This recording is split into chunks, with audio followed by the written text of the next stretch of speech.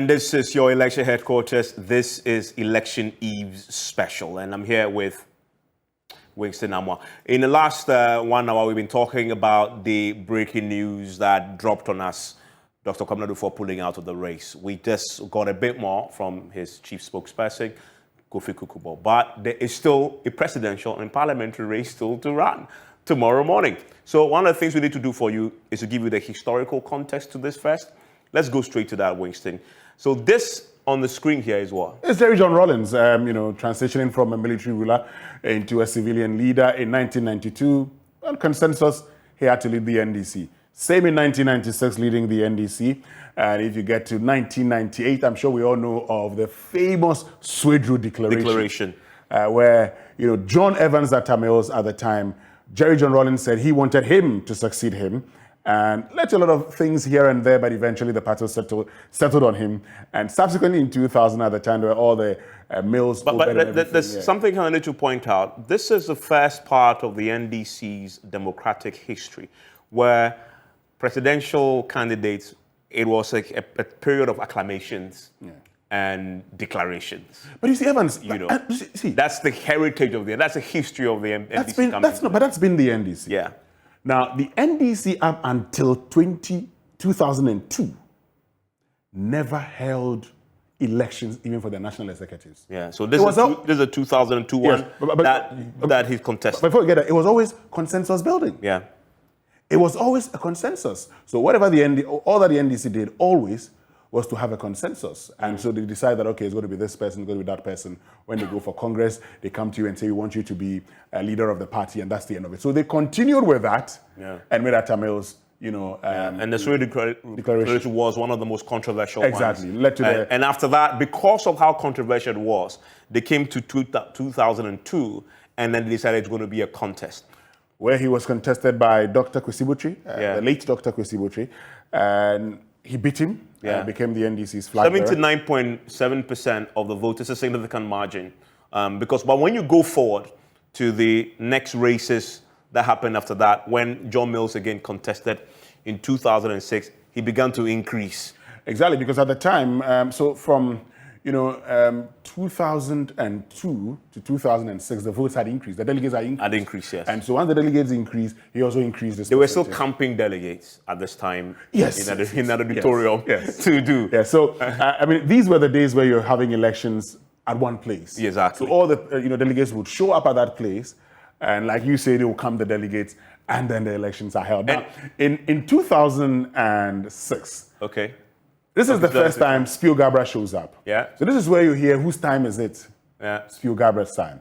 You had Eddie Annan also contesting, who pulled 28 votes. Spio Gabra pulling 46 votes or 48 votes. Then Alhaji Mahama Idrisu, who at the time said, in a traditional setting, the eldest is the family head. He was the eldest at the time. He felt he should be flag bearer of the NDC. He placed third in that election. And then you have, when you come to the 2011, you have 90. So this is the most emphatic. In fact, in the history of primaries, this has been the most emphatic for any presidential hopeful for the NDC. Because if you follow that, then comes the era of John Dramani Mahama. I'll tell you one thing about this. Circle this number for me. Subtract 100 from this. So you have 96.9? Yes, so 100 minus 96.9. 100 minus 96.9. 3.1, write it. Remove the point. Well, 31. Okay. Add the first to it, so ST. Add December to it. Add women's movement to it. Who was beaten in that election? Tell us. Nana Akundo Ajman Rawlings. Okay. Now that's the one. That's a Funka Games. This is a Funka Games. And look, it panned out perfectly. 96.9, 3.1. They said, that's the 31st December women's movement. Take it away. I see. You've lost the election. This was in Sunyani at the time, when Professor, John Evans at Mills won. I see. And, even. And then John Mills steps in 2012, and with his own, again, consensus. Because this is a time that John Mahama had passed away, and so he just went in there. There was no need, really. There was no need This for a was contest. in July. And then you move on. Now it was his turn. and then he comes in 2015 with a 95.10% unopposed, and but he secures that. But then again, that's what I was saying. If you compare, that's John Mahama still carries the record when it comes to that. And then John Mahama again comes in 2019 with 95.23%. If we're to circle this, now this was the time the NDC did all card-bearing members should vote in 2015. This is the tomorrow's template. This is where it began, you say? No. Tomorrow's template began in 2019. Yeah. But in 2015, the NDC said, we're going to get every card-bearing member of the NDC to vote. You had more than 1 million card-bearing members of the NDC voting. And at the time, the NDC, post-2016, when they had lost the election, part of the research they did indicated that that particular system did not help the party. Now, there are times that they said that even they had accused members of the NPP of getting registered just so they could vote against John Mahama. This is the time. Okay. Yeah. And then comes, that's the point you're making, 2019, when, this then went national. National, yeah. And then John Mahama steps in with 95. We're going to focus a bit more on this in the next, because this is important. Because for me, this particular, slide, if you look at the 2012, you have this national consensus coming because, of course, John Mahama was coming in on the back of the death of John Mills. And so this was no problem. In 2015, again, we saw him, with 95%. Now he had to now show his own mettle, right?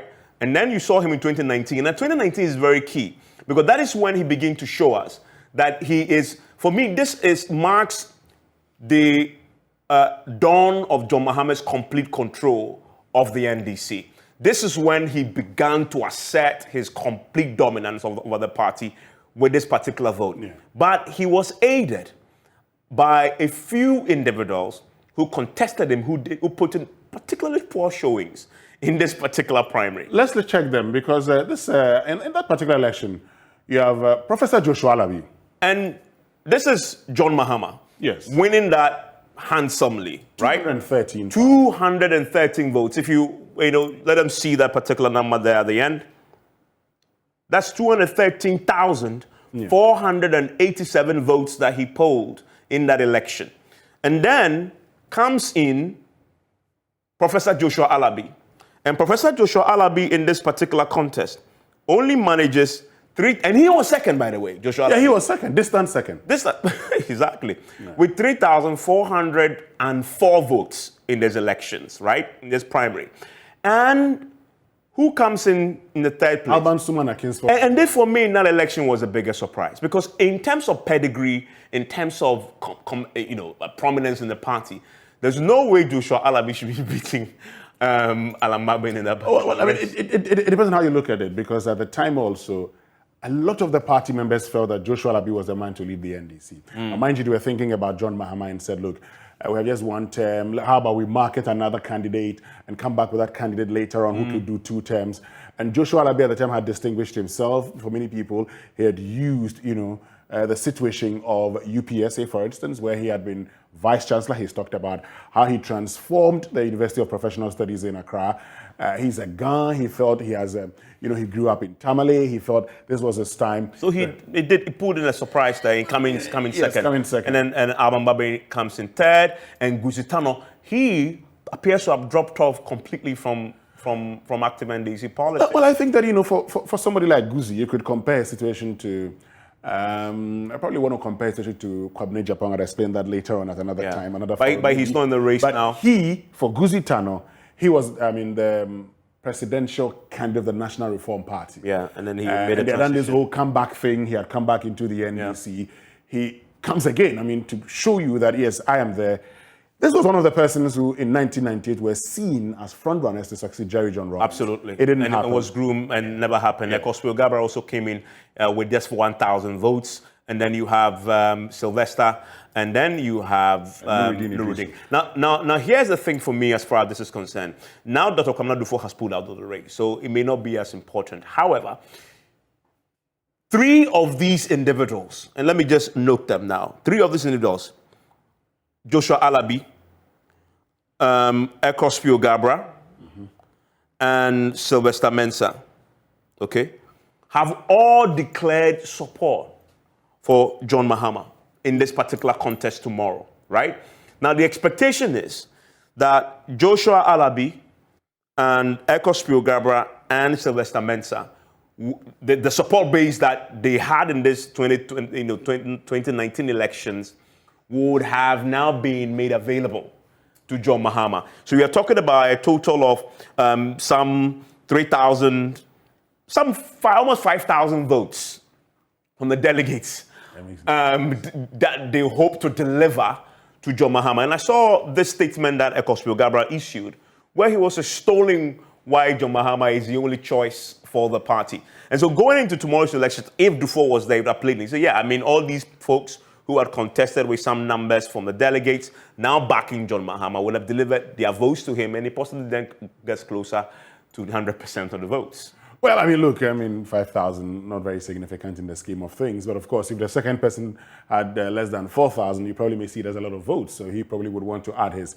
On the day when he lost the election, Joshua Alabi said he was beating Basa Basa by John Mahama. Now, he's actually He's actually the campaign manager for John Mahama, really. He's the one who's been mobilizing the regional chairman or chairpersons to come together and support John Dramani Mahama. Ekos Gabra, yes. I mean, at the time, one of the front runners in the NDC, and that's actually what politics brings to you. Yeah. All of a sudden, he went from here to there. Yeah, and that was it. That was it. It's really lost. Let's move on to now the fight, the delegates fight. And I like. Yeah, the delegates fight. And we're going to isolate Greater Accra and the Ashanti region, right? And then let's bring in the totals because that tells a story. You remember when Kukubo was seated a short while ago?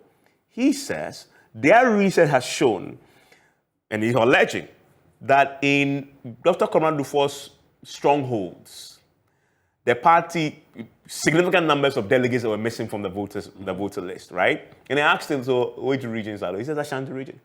So as far as they were concerned, look at the delegates numbers in the Ashanti region. We are talking about 61,967 delegates, as many as 17.5%.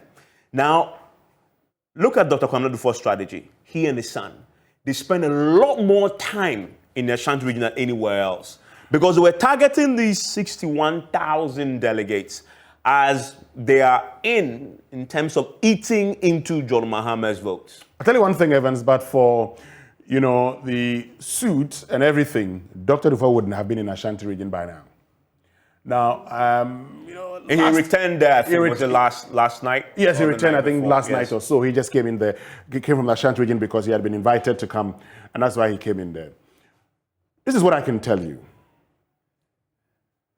There was no way Joshua Alabi was going to perform better than Dr. Dufour. Dr. Dufour was always going to perform better than Joshua Alabi. Now, this is the reason. And watch the conversations in the Ashanti region.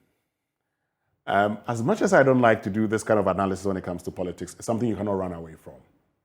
The Asantes and every region in this country loves their own. Of course. Every region. And all over the world in politics, where you come from matters. In fact, in the 2019 primaries, Alban Bagbin beat Mahama in the Nadoli Kaliu constituency. He beat him. Now that's where Alban Bagbin comes from. So while Mahama was winning in all the areas, Alban Bagbin showed that if for nothing at all, in that region, I can win. In that constituency, I beg your pardon. But this is the difference between Alban Bagbin and Dr. Dufour. Alban Bagbin all this while has been a member of parliament, and so his support was limited to his constituency. Dr. Dufour has been a businessman, he's been a minister, he's been a governor, okay? So his support spread to the whole of Ashanti region. And it was not surprising that you saw its women organizer pick his form for him. Yeah. And so, yes, he had a lot of support in the Ashanti region. But for his withdrawal, I would have gone into the dynamics of the Ashanti region and prove to you how Dr. Dufour, if he had still been part of this election, would have pulled more than 10,000 votes in the Ashanti region. But let's throw in because you said people love their own. Kojo Bongsu will lay claim to the same number of delegates as well, because he also comes from the Ashanti region. Well, Dr. Chobonsu would lay claim to these delegates. And I bet tomorrow he's still in the race. But I Dr. bet tomorrow he's also be relying on these. Dr. Dufour. See, let me tell you something. The difference between the NPP and NDC when it comes to the Ashanti region is that even though Analan Chamantin comes from the Ashanti region, the NPP and Ashanti region will still vote for Akufo-Addo. But in the NDC, Dr. Dufour is a kingpin in the Ashanti region. In the NDC, Dr. Dufour is the financial backbone of the party in the Ashanti region. In the NDC in the Ashanti region, if you want anything done, he's the man you're going to look for. And I tell you one simple thing. Look, I know up to about thousands of people who got jobs under various agencies and the Ministry of Finance when he was finance minister, some of whom today are contesting. And listen, he didn't even discriminate. So once you're from the Ashanti region, and he knew you. So let me answer the question that Kukubo threw up. Kukubo says tomorrow he's going to be flying to the Ashanti region to, one, support his son, Junior, and two, vote in that same constituency, Trafan Plains. Does he deliver that seat for his son? Well, that's the issue. Let me come from one or two perspectives so we could actually make a meaning of the whole thing. Now, you probably saw what was termed later on as untruth. Let me use it that way. I won't say fake news. I'll say untruth. And that could actually give you a perception of what I'm going to say. When you read his son's statement, I told you the last time, just tonight, that anytime Dr. Dufour mentioned his son, Mahama, he said that's his friend. So he's linking him to John Mahama. He links his son to John Mahama. Because he knows that, look, certainly, whatever happens, he may go. But he still has a life. And he has a life in the party and should have a life in the party going forward. He should have a bigger role even in the party going forward. Now, when you saw that flyer initially, the conversation was, yes, he's doing the right thing. Then he issues a statement and says, I have not and I've decided not to put any flag bearer aspirant on my poster. Even when Dr. Kwabena Dufour said he was going to go to court, there were people within the NDC who said, let us not visit the sins of the father on the son. So you think whatever miscalculations happen will not affect the son tomorrow? But the others also who say should affect the son. Yeah. Now, prior to this, you probably would have said, look, Kwabena Dufour is big in Central African Plains. Yeah. If he holds your hand and says, I want to win win this. You should win this. But have the dynamics changed? I am monitoring the situation. Tomorrow, when we focus on the parliamentary elections, I should be able to give you a straightforward answer. But right now, the actions of the father may be visited on the son. May be visited on the son. And then if you look at the other places in terms of the delegates list, Eastern region also comes up in terms of the strong numbers. But never can you compare what we are seeing in the Ashanti and the Greater Accra region and to this. And you see the Eastern region also, the Western region, Volta region. Volta region, World Bank, but it has a very small number of delegates there as well. You go to a T region, same story as well. Ahafo it's very small. In Savannah, these regions obviously are small in terms of what they have. But this, for me, is an important graph to look at. And here we are looking at John Mahama.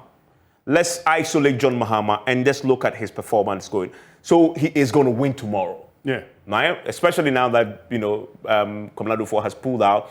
And by the way, I've made a point all the time that it wasn't about John Mahama losing or Kwabena Dufour winning. They've known all the while that they were going to lose. It's not going to win by 60%. Yeah, I know. Yeah, we heard him. Of course, that's what politics. But me and that's all going to happen. It was about how much of John Mahama's votes can I take? How much can I take from him?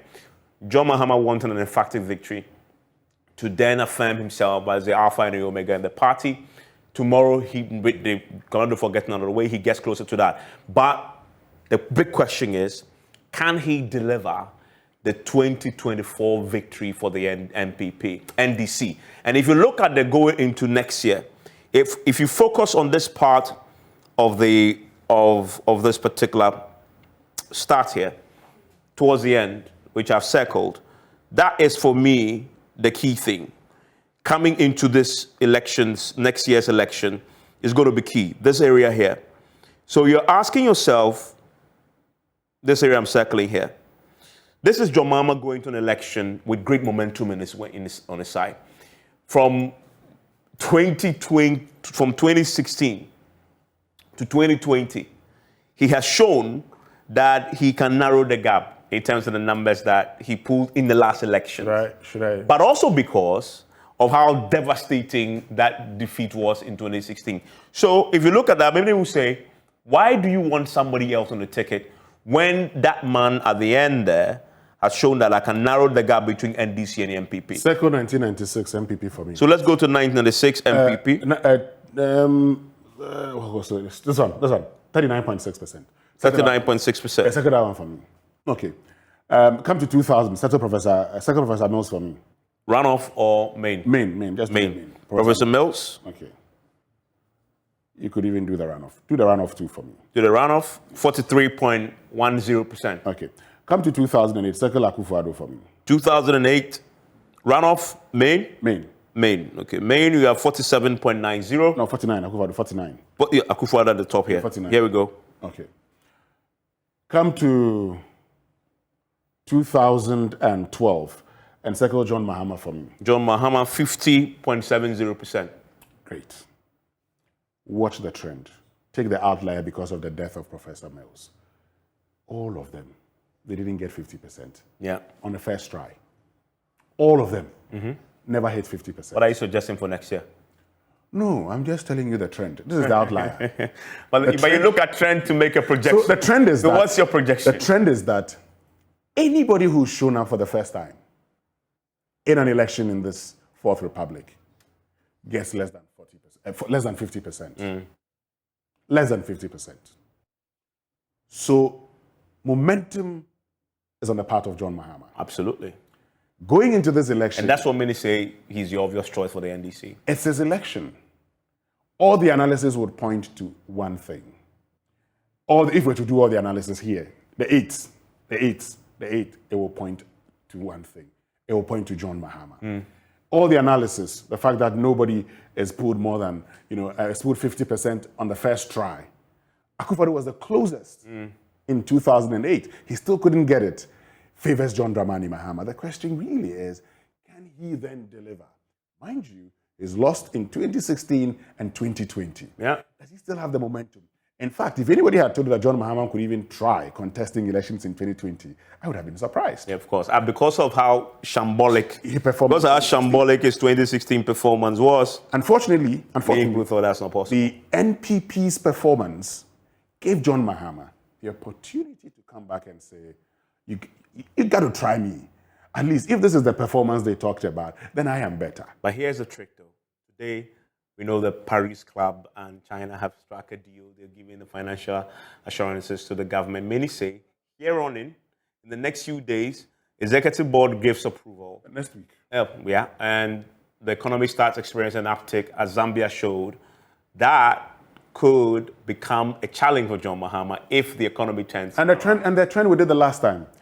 Every government that goes to the IMF in its second term loses the elections. Loses the election. Again, the trends, analysis are in his favor.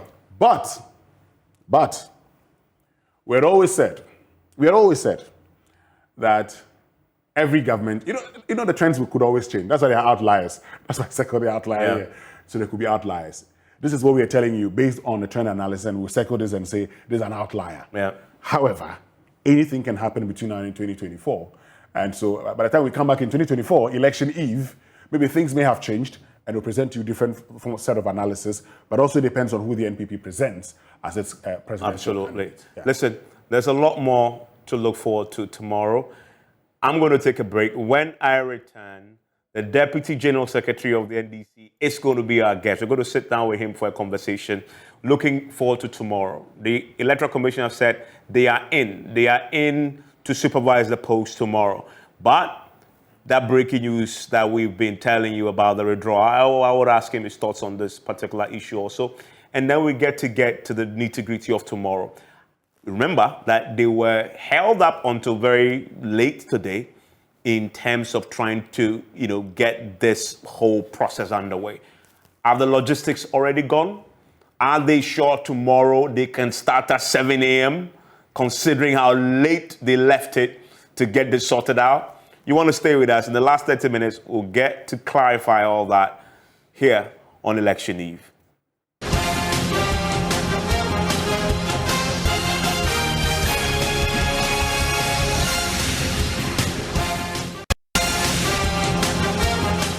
And thanks for staying with us. This is still your Election Eve special, building up to tomorrow. And of course, if you're still joining us right now, there's been a major breaking news developing over the last 1 hour or so. And we're bringing you all the exciting analysis of that here on Election Eve, on your election headquarters. What is that breaking news? Is that the one of the main contenders in the presidential race has pulled out of the race. Dr. Kwabena Duffuor is no longer in the race. He announced that just over an hour ago, and on the show, we got his chief spokesperson explaining why. He said they simply got to a point as of 6 p.m. In fact, he says this evening, which means that after 6 p.m., he made a decision after 6 p.m. to pull out because they've got to a place where they simply could not trust the process tomorrow. And so it was, he says, that was the only outcome. And remember, they had, in the morning, withdrawn their court case. So once they withdrawn the court case and the elections were going to go ahead, and yet, as of 6, it says, when they sat to look at the register, they still, as of 5, still found flaws.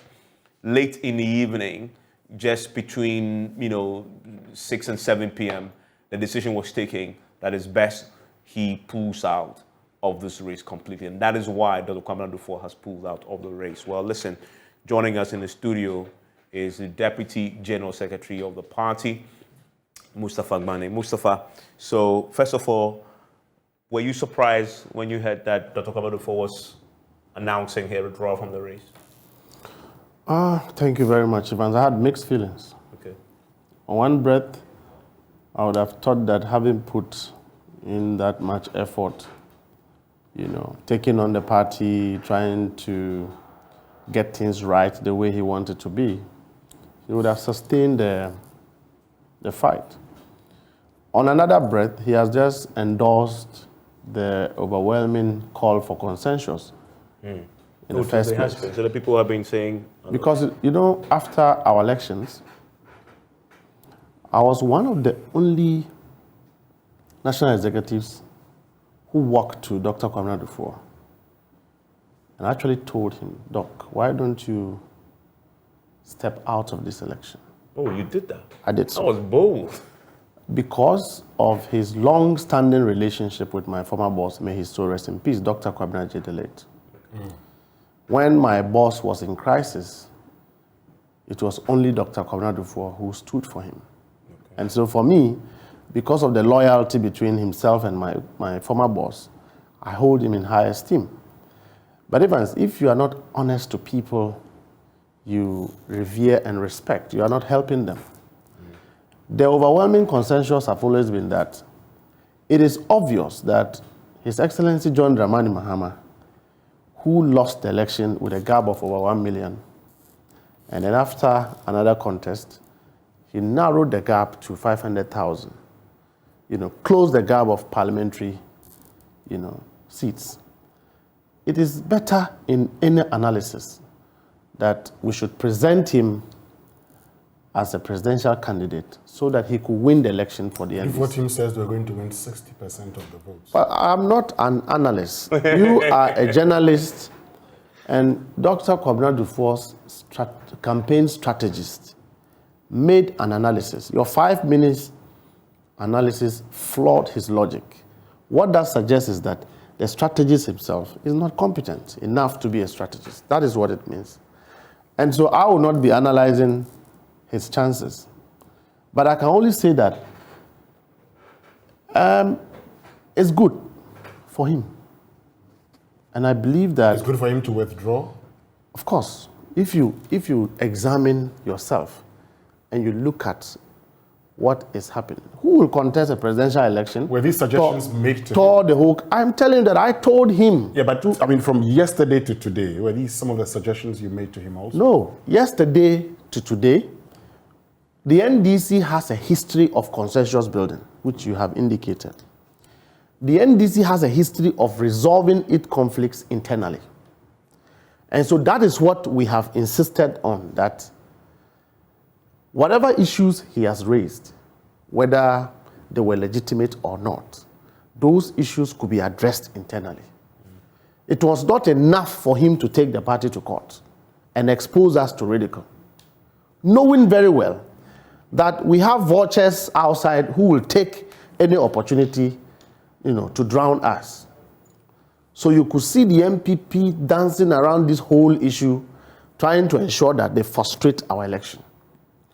And we held the opinion that don't open us up for MPP to get us at us. Because in any case, in this party, that you are seeking to be a presidential candidate, the most powerful position in the party, your son at the same time is seeking to be a member of parliament. Your brother is a sitting member of parliament. Which brother is that? Dr. Kwabena Dufour's brother is the current MP for Sechira Flam Place, where his son is contesting. Yes. Alexander. So you are a major beneficiary of the prospects of the NDC. So you should not do anything to antagonize the party. And that is what we felt. So having withdrawn the suit, we applauded him and felt that this was a statement decision. His decision to withdraw may have been a decision from his consensus at his campaign team. And let me tell you, but you have to respond to this. Kukubo says the reason they withdrew was that as at 5, when they were meeting the party leaders, the technical team, they still found challenges. They came to a conclusion between 5 and 7 p.m. thereabout before the announcement, when they announced that you can't trust the process tomorrow. So you better just let it go. That's why they withdrew. Kukubo will have a problem with everything as far as John Mahama and Asiedun Ketia's name is involved. As of 3 days ago, we called his team, Dr. Kwabena Dufour's team, in the midst of all of this, to pick up their tags and seals. They came and picked them. We had arranged for them to pick the remaining copies of the album. He, Kukubo, spoke to our elections director and assured him that he was going to pick the documents today and that he was tired. This morning, at the Electoral Commission, their agent, who was supposed to be supervising the process, said he was tired and left. In the midst of the withdrawal news and everything, they had sent a technical team to go and meet with leadership. And when they have come, we said, but you didn't know that your candidate have withdrawn from the election. If he has withdrawn from the election, he has withdrawn from the election. But he drew. This wasn't just at 7 p.m. No. This whole thing started in the afternoon. He told the party he would. No, the party it was in. No, we've been waiting. So far. So you picked intel that he was going to. Yeah. No, we picked intel that he has withdrawn. As at what time? As at about 2 p.m. No, but in that timeline, at 5 p.m., they were still meeting the technical committee.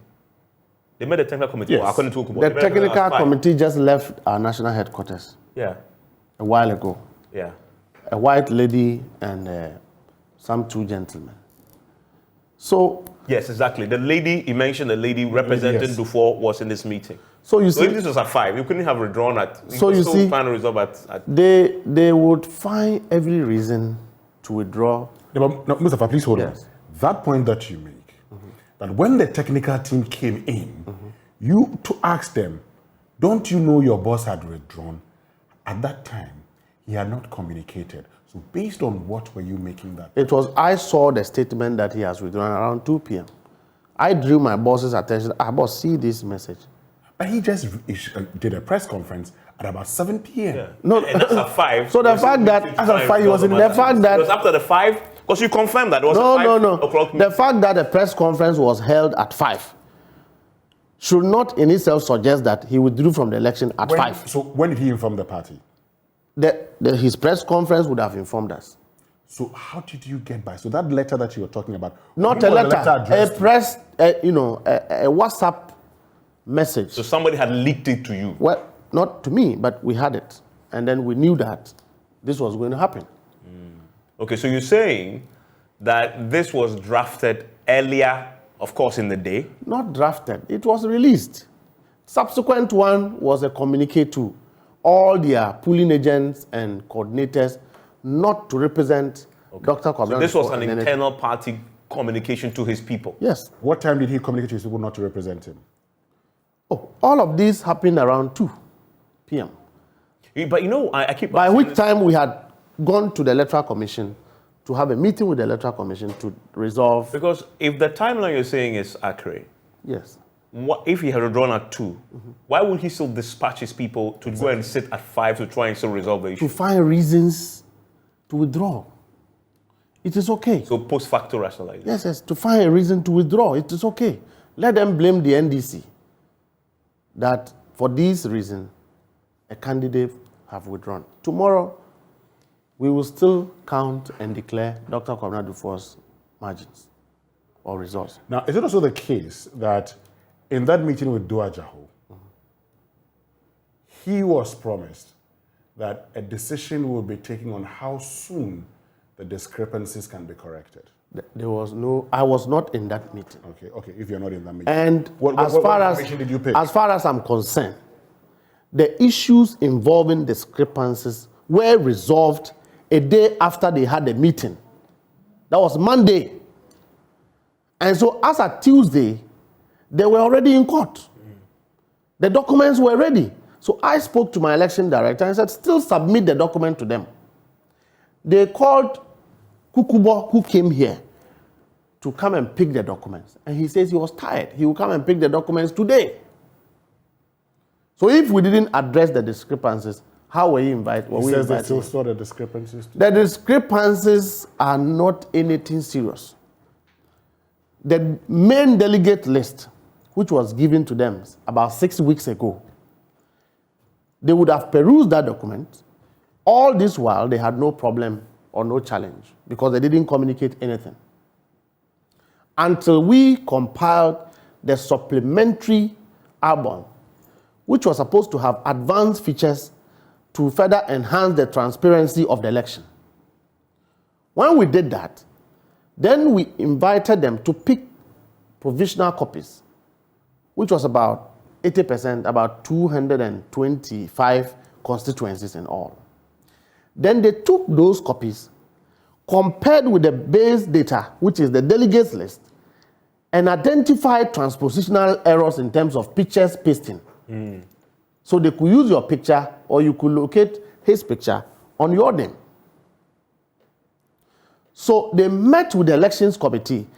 At that meeting, they were supposed to take the remaining 50 copies of the constituency album. Then the elections committee indicated to them that once you are complaining of discrepancies in the 225, we would withhold the 50, go back and correct the discrepancies. And give you so that the following day you would take delivery of the full document. Yeah, I remember that story. As soon as they left the meeting, that's when the statement was they issued a statement. I mean, they don't doubt, they don't deny that. I mean, so clearly they were building up a case. So you believe to justify their withdrawal or to justify a failure. But at least you admit that there were challenges with that register. Anybody who says that there will not be challenges with a register doesn't understand elections. Particularly when you sit on a computer to transfer data. And this data was brought from the constituencies. And then we built them into a document. Okay, so he says that the stronghold constituencies in the Ashanti region for Dr. had been targeted, that there were significant numbers. Yes, in some instances, 47% of the delegates were missing. In some constituencies, etc. That is not true. Okay. We gave them a full delegates list. Were those names missing in the delegates list? So if we're going to use partly the delegates list and the album, at what point would we give you a full complement of the entire voting class and then in the album target some constituencies? I am not going to analyze what results each candidate will be getting in the various regions because that is not my job. But let me tell you, there is no shred of truth in any representation that the NDC was doing anything to suppress or disenfranchise or rig an election in favor of a particular candidate. If you followed all the campaigns, Evans, off record, you could tell which of the aspirants would win.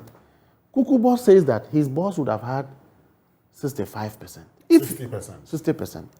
If they knew, as of today, that 60% of the voters will vote for Dr. Kwabena Duffuor, how would he withdraw from an election? No, because he says you have compromised the register to the point where it is impossible to trust that that register could deliver that victory. Look, let me tell you, unfortunately and out of respect, around Dr. Kwabena Duffuor and his campaign team, you will find people who are very bitter in the NDC. Bitter about? Very bitter. For whatever reason, they are very bitter. Bitter how? I mean, how So that do you define them as bitter? Well, if you look at my senior brother Kukubo's posture, if you look at Rojo Metinunu, who himself... He was in a strong room in the last election. Yes. So you This is describe the such guy, a man as bitter? he messed the NDC up in 2020 election. He messed Rojo us Metinunu, up. how? Yes. A man we trusted and assigned to be in a strong room decided to take tea to offset why he was there. What's wrong This with man taking- has offended the NDC so much that he is unapologetic of what he has He done. was going to complain, and in the No. chairperson's office, he's giving tea, and that is How what- on earth would you put somebody as a watchman and the watchman gets up to go and take There tea? were two of them, so one person can move and another stays. We knew why we put two people there. Yeah, so that one person can move and one person That can was stay. why we lost. That was why the election was rigged. So because of that, let me tell you, they have been bitter You all never this doubted while. the figures of the elections. You Which doubted one? the declaration. No, we will not be So discussing. let's not move. Let's not We will discuss come that. at the appropriate time to discuss all these issues. Because you see, But you say Roger Metinunu betrayed you. of course, he betrayed the NDC, not me. He betrayed the As cause yes, of as the in the NDC. NDC. Yes. He betrayed the NDC. And if you look at, I visited Dr. Kwabena Duffuor's office, right? And I met his campaign team. And when I looked into their faces, I saw bitterness. And their actions subsequently confirmed the existing suspicions within the NDC that most of them do not mean well, even for the old man himself. As we speak, sadly, we have a very brilliant young man, a very promising young man, who is the son of Dr. Kwabena Duffuor.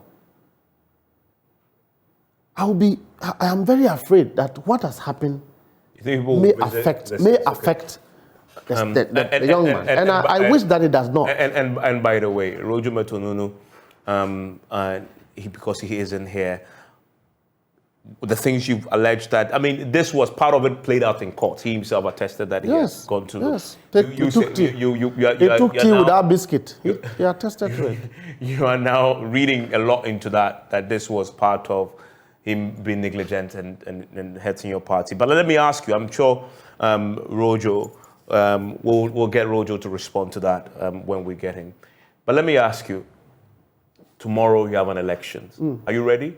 Because of how late you left it, have all the logistics gone already to the constituencies, etc., etc.? Let me tell you, Evans, we are led by two generals, General Mosquito and General Fifi Kote. You know, these are very experienced people.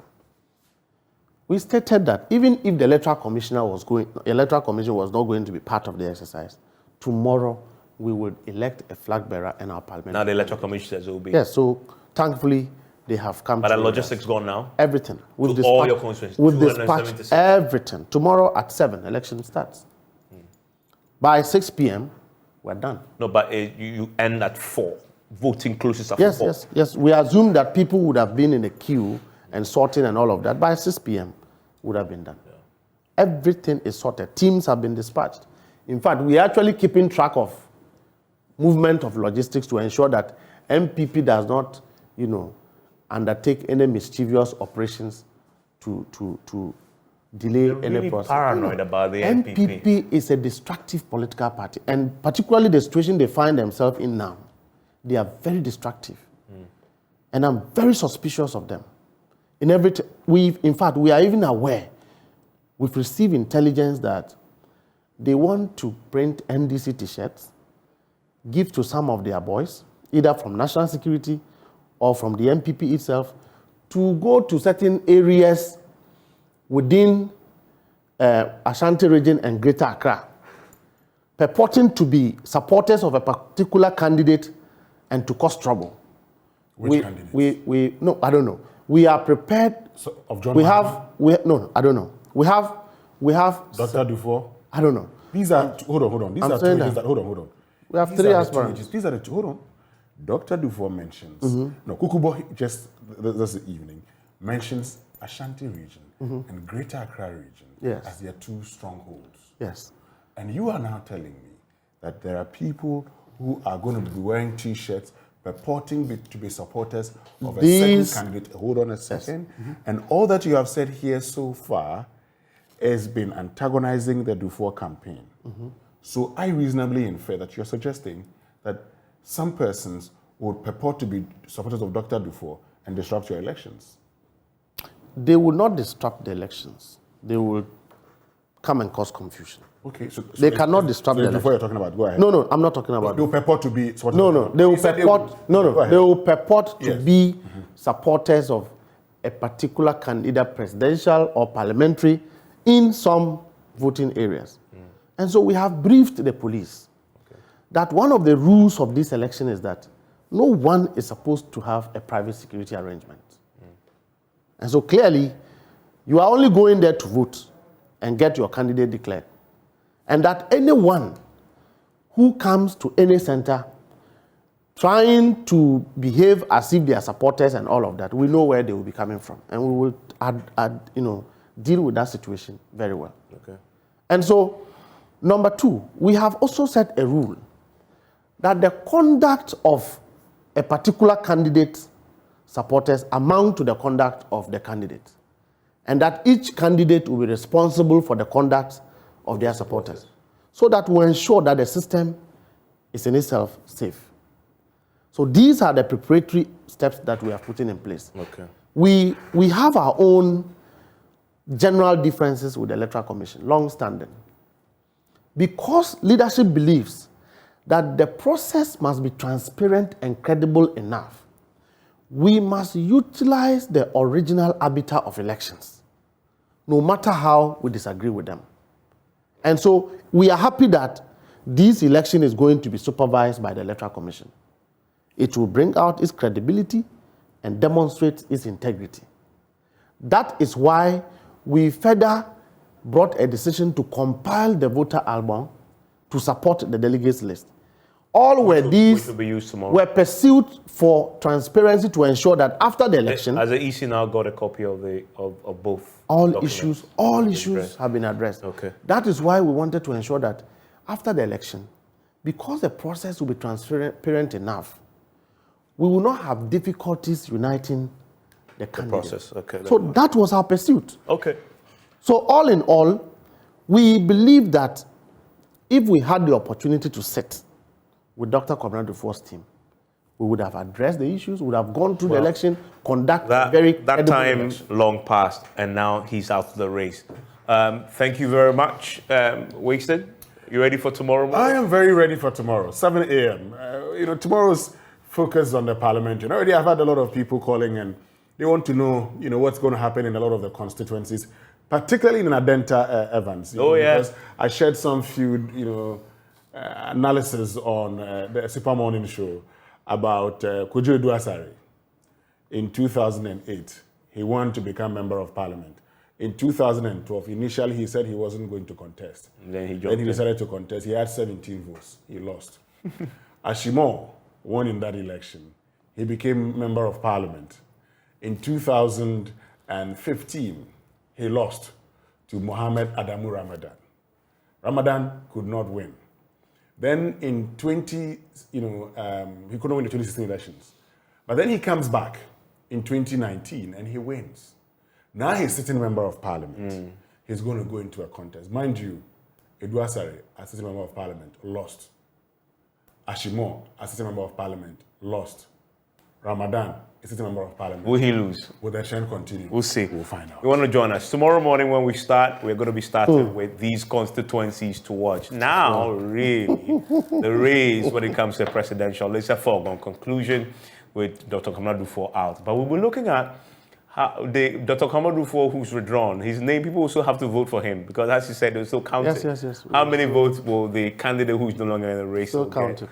We'll check that. But join us tomorrow from 7 all the way to 9 when we will give you a comprehensive coverage across the country. This is your election headquarters. My name is Evans Mensah. I've been here with Winston Amwa and the Deputy General Secretary of the NDC. Enjoy the rest of your evening.